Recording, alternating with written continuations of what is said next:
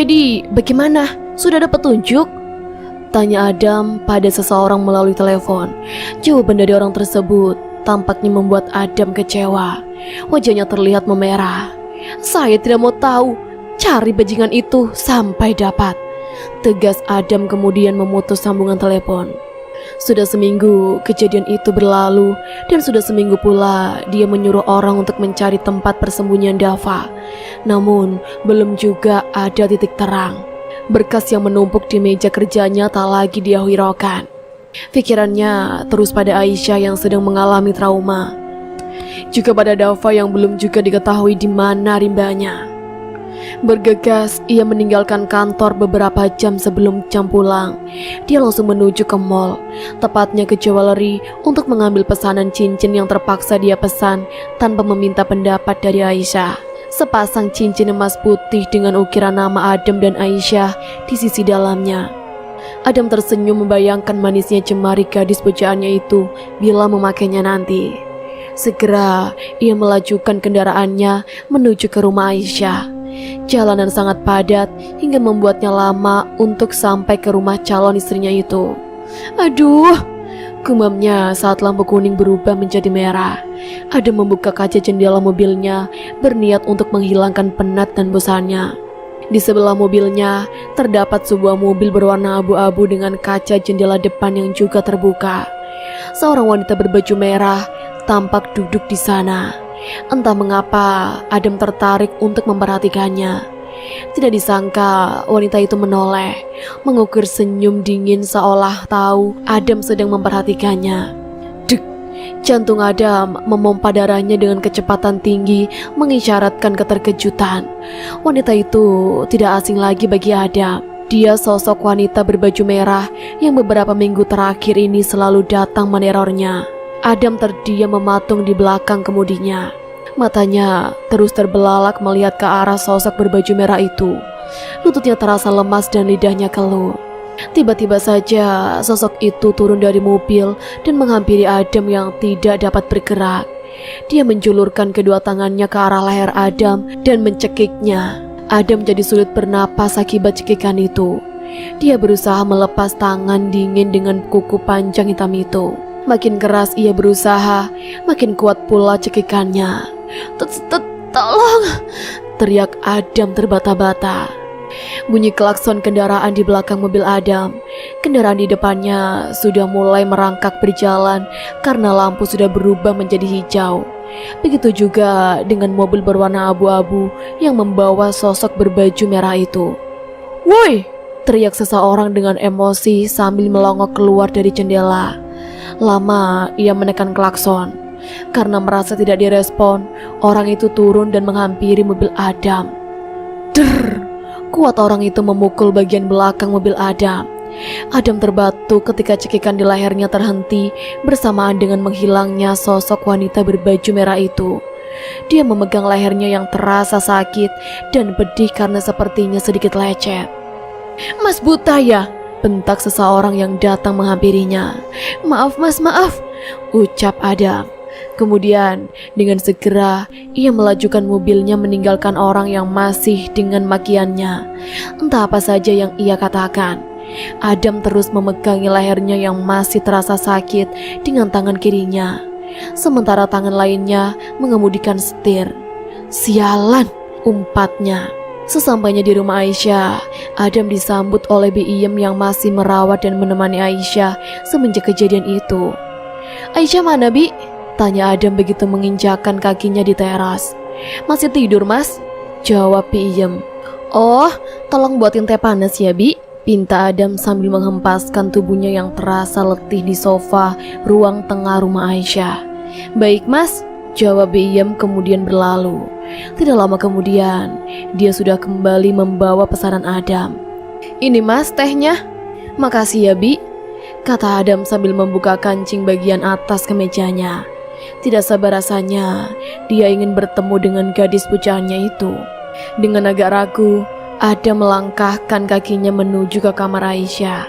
Dia berdiri di depan pintu yang memang sengaja tidak ditutup, memperhatikan gadisnya yang sedang tertidur lelap.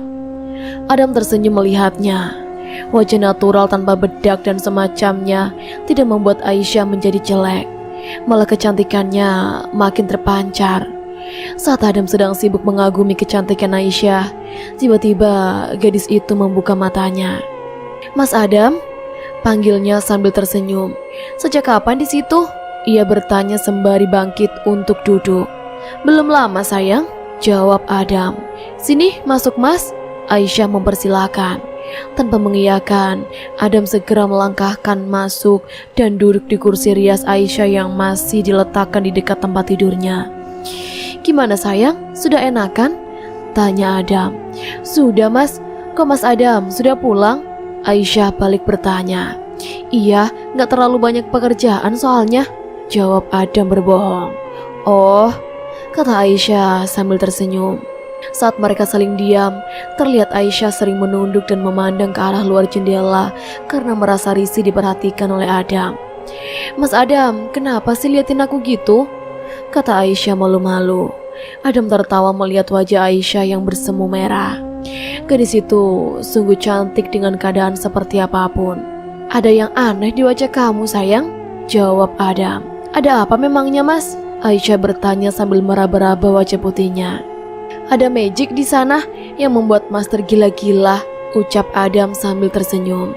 Aisyah terbelalak mendengar ucapan Adam. "Mas Adam, aku kira ada apa?" kata Aisyah sambil cemberut. Adam kembali tertawa geli melihat kekasihnya itu cemberut.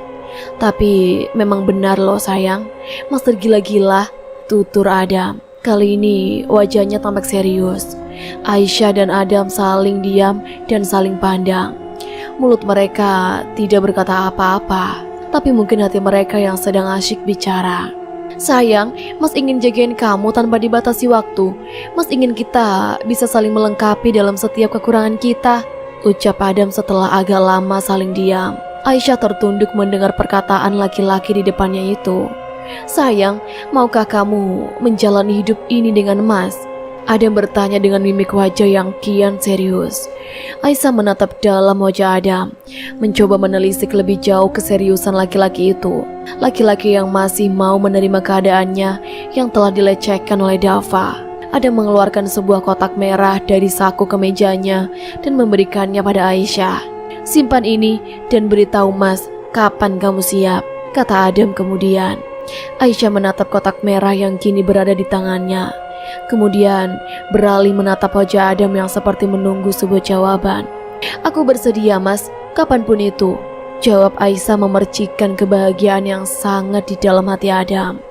Kebahagiaan luar biasa dirasakan oleh Adam dengan kesediaan Aisyah untuk menikah dengannya. Setelah berjuang, jatuh bangun ia mengejar cinta Aisyah, sempat terancam putus karena pengakuan dosa di masa lalunya. Kini tiba saatnya dia memetik sebuah dari kesabarannya. "Sayang, aku gak bisa tidur nih," ucar Adam melalui telepon sambil berguling di tempat tidurnya. "Kok gak bisa tidur?" tanya Aisyah. "Iya sayang, jawaban kamu terlalu membuat mas bahagia," tutur Adam sambil senyum-senyum seperti orang gila. Matanya menatap langit-langit kamar yang seakan terlukis gambar gadis pujaannya itu di sana. "Aku juga bahagia mas, bahkan sangat bahagia sekali. Aku sudah mengabarkan pada nenek dan adik di Surabaya. Mereka akan segera datang," kata Aisyah dengan mata yang berbinar-binar. "Orang tua mas juga akan segera pulang sayang. Mas sudah gak sabar lagi pengen jadi suami kamu," ucap Adam. "Gak sabar gimana?" tanya Aisyah sambil tertawa. "Ya gak sabar, pengen jagain kamu, memandang kamu setiap saat." "Terus?" sambung Aisyah sambil menahan tawanya. "Terus apa ya?" kata Adam sok-sokan berpikir. "Tentu saja malam pertama yang indah dan pasti sangat dinantikan bagi pasangan yang baru menikah. Tapi tidak mungkin ia katakan pada Aisyah." "Terus apa?" goda Aisyah. "Terus ya itu deh," jawab Adam sambil tertawa. "Mas yakin kamu pasti tahu," tambahnya lagi. Aisyah hanya tertawa mendengar perkataan orang yang akan segera menghalalkannya itu. Pikirannya sudah menerawang jauh, membayangkan sebuah kebahagiaan yang akan segera mereka reguk bersama. Adam masih senyum-senyum sendiri sambil memutar-mutar ponsel di tangannya. Bayangan Aisyah saat nanti sudah menjadi istrinya tidak bisa lepas begitu saja dari pikirannya. Aisyah, Mas janji akan bahagiain kamu, gumamnya lirih sambil memeluk guling yang ada di sisi kirinya. Adam segera melompat turun dari tempat tidur. Begitu dilihatnya sosok wanita berbaju merah itu sudah ada di sampingnya berguling di sana. Sosok itu menatap Adam dengan pandangan yang begitu dingin dan segera bangkit menghampiri Adam yang berdiri ketakutan. "Urungkan niatmu untuk menikah dengannya," ucap sosok itu. Siapa sebenarnya kamu?" tanya Adam sambil berjalan mundur. Keringat dingin mulai membasahi wajah tampannya yang nyaris tanpa jerawat. "Urungkan niatmu," kata sosok itu lagi dengan nada yang meninggi. "Enggak, kamu gak ada hak melarang," lantang Adam berkata. "Urungkan atau kau akan kuhabisi," ancam sosok itu sambil mengarahkan kedua tangannya ke depan hendak mencekik. "Jangan ancam saya," bentak Adam dengan berani. Padahal lututnya sudah terasa lemas menahan takut yang teramat. Secepat kilat, sosok itu menggapai leher Adam dan mencekiknya tanpa ampun. Kuku-kuku hitam dan panjangnya menggores leher Adam hingga mengucurkan darah. Sekuat tenaga, Adam berusaha melepaskan cekikan sosok yang menakutkan itu. Napasnya terasa sesak dan lehernya pedih. Darah dari lukanya mengalir mengenai kaos putih yang dipakainya. Adam sudah kehilangan tenaga melawan sosok wanita itu. Dia pasrah bersandar di dinding dengan darah yang terus mengalir dari goresan di lehernya. Sosok itu terus menyekiknya tanpa memberinya jeda sedikit pun. Tiba-tiba terdengar lantunan pembaca ayat suci dari musola dekat rumahnya. Sosok itu perlahan menggedorkan cekikannya dan menghilang meninggalkan asap tipis berwarna hitam. Adam terduduk sambil memegangi lehernya yang penuh darah. Matanya melihat jam yang tergeletak di meja dekat tempat tidurnya. Sudah pukul 4 pagi. "Lehernya kenapa, Mas?" tanya Aisyah saat di perjalanan menuju ke kantor. Karena seringkali dilihatnya Adam memegang leher dan meringis seperti kesakitan. "Gak apa-apa sayang," jawab Adam berbohong. "Gak apa-apa gimana? Sini, coba aku lihat," kata Aisyah tidak percaya begitu saja. "Sayang, Mas, oke," ucap Adam menyerah.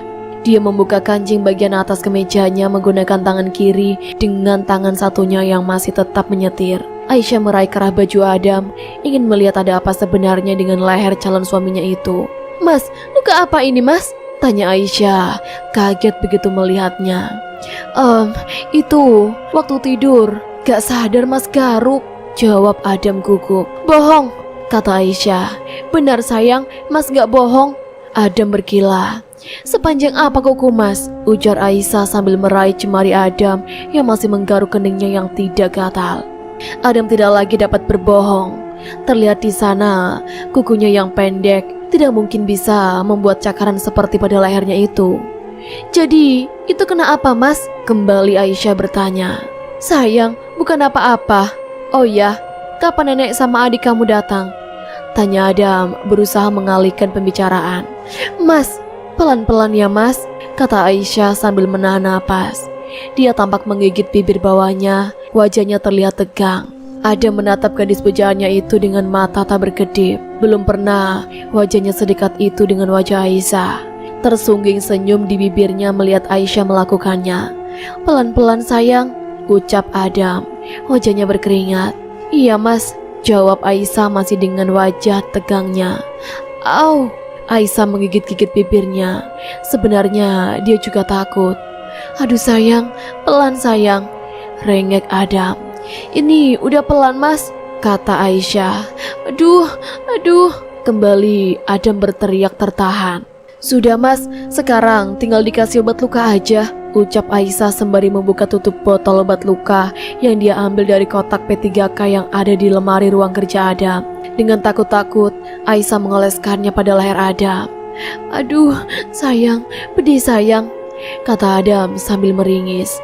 Aisyah meniup dengan lembut luka itu. Tiupan Aisyah di lehernya membuat syaraf-syarafnya memberontak. Tanpa sadar, Adam memegang tangan Aisyah dan mengecupnya dengan lembut. "Apaan sih Mas?" kata Aisyah sambil menarik tangannya dan menghentikan tiupannya. Wajahnya terlihat mutung. "Maaf sayang, Mas gak sengaja," ucap Adam merasa bersalah. "Aku gak mau ya Mas, pernikahan kita dibuat mewah. Aku Aku maunya dihadiri saudara sama teman dekat aja, pinta Aisyah. Ya sayang, orang tua Mas pasti maunya yang meriah karena Mas anak mereka satu-satunya, sangga Adam. Gimana ya Mas, aku kurang suka, kata Aisyah. Besok kalau mereka pulang kita bicarakan ya sayang. Kalau masih gak masalah, mau meriah atau sederhana, yang penting Mas bisa nikah sama kamu, kata Adam sambil tersenyum. Akhirnya anak kita mau menikah juga ya Mah, kata Papa Adam sembari melirik Adam yang tampak tersipu mendengar perkataannya. Sudah dewasa dia Pak. Ngomong-ngomong, wanita mana yang bisa membuat anak laki-laki kita ini bertekuk lutut ya Pak? Timpal mamanya juga sambil melirik pada anak semata wayang mereka itu. Pasti wanita yang spesial Mah. Ajak kemari Adam, nanti malam kami ingin ketemu, kata Papa. Siapa? Jawab Adam penuh semangat. Segera Adam menelepon Aisyah. Sayang, nanti jam 7 Mas jemput kamu ya. Calon mertuamu pengen ketemu, ujar Adam sambil tertawa. Memang orang tua Mas sudah pulang ya? Tanya Aisyah cemas. Dia merasa belum sanggup untuk bertemu dengan orang tua kekasihnya itu. Iya sayang, tadi siang mereka sampai, jawab Adam. Duh, gimana ya Mas, aku kok grogi ya, ucap Aisyah gelisah. Adam tertawa mendengar perkataan Aisyah. Sayang, orang tua Mas baik kok, kamu gak usah takut ya, ucap Adam berusaha menenangkan kekasihnya itu. Semoga orang tua Mas mau menerima aku sebagai menantu ya Mas, tutur Aisyah penuh harap. Pasti sayang, pasti, jawab Adam penuh keyakinan. Dengan sabar, Adam menunggu Aisyah yang sedang berhias karena mau bertemu dengan calon mertuanya. Sesekali dia menoleh ke dalam berharap kekasihnya itu keluar dari kamar. Belum siap sayang, teriak Adam kemudian. Iya Mas, ini sudah, jawab Aisyah sambil berjalan keluar. Mata Adam terbelalak melihat penampilan Aisyah. Gadis itu mengenakan tunik berwarna pink dipadu dengan rok panjang berwarna hitam. Hijab dan sepatunya juga berwarna hitam. Riasan make-up tipis membuatnya begitu anggun. Kamu cantik banget sayang, puji Adam sembari tersenyum. Aku gak malu-maluin kan Mas? Tanya Aisyah kurang percaya diri. Enggak sayang, kamu sempurna, kembali Adam memuji. Dia terlihat mematung sembari menatap penuh kekaguman. Mas, ayo, ajak Aisyah. Iya sayang, ayo, tunggu sebentar ya sayang. Mas panggil mama sama papa dulu, kata Adam begitu mereka sudah sampai. Aisyah hanya mengangguk sembari meletakkan pantatnya di sofa. Tangannya terasa dingin karena tegang. Semoga semuanya lancar, bisik Aisyah. Tidak begitu lama, Adam keluar bersama seorang wanita yang masih terlihat muda dan cantik. Juga seorang laki-laki parubaya yang masih terlihat gagah dan tampan. Dia mirip Adam. Aisyah segera bangkit dari tempat duduknya begitu melihat mereka. Ini yang namanya Aisyah Mah, Pah, Adam memperkenalkan. Segera Aisyah menyalami mereka dengan mencium punggung tangan kedua orang itu. Orang yang tidak lain adalah Mama dan Papa Adam. Wah, gak salah pilih si Adam, ucap Papa sambil tersenyum. Cantik sekali calon menantu Mama, ayo silakan duduk, kata Mama. Adam duduk di samping Aisyah yang terlihat malu-malu. Mereka banyak mengobrol. Orang tua Adam sangat ramah sehingga membuat Aisyah merasa nyaman. Sudah malam Dam, antar calon menantu kami ini pulang, ujar Papa sambil tersenyum. Ini ada sedikit oleh-oleh dari Padang, kata Mama sembari menyodorkan beberapa paper bag pada Aisyah. Aduh Tante, kenapa mesti repot-repot, ucap Aisyah merasa tidak enak. Jangan sungkan sayang, tidak lama lagi kamu akan menjadi bagian dari keluarga kami, jawab Mama sambil menggenggam tangan Aisyah. Aisyah tertunduk mendengar perkataan Mama Adam. Matanya berembun. Akhirnya ada juga sosok orang tua yang menyayanginya setelah kedua orang tuanya meninggal. Gimana sayang, sudah lega sekarang? Tanya Adam saat mengantar Aisyah pulang. Alhamdulillah Mas, jawab Aisyah sambil tersenyum. Mas kan udah bilang, ortu Mas itu baik banget, kata Adam dengan bangga. Iya, percaya, beda sama anaknya, ucap Aisyah bercanda. What? Jadi Mas Adam gak baik ya? Tanya Adam pura-pura marah. Enggak, Jawab Aisyah singkat. Dia berusaha menahan tawanya. Tiba-tiba saja Adam menghentikan mobilnya. Loh, Mas, kok berhenti? Tanya Aisyah bingung.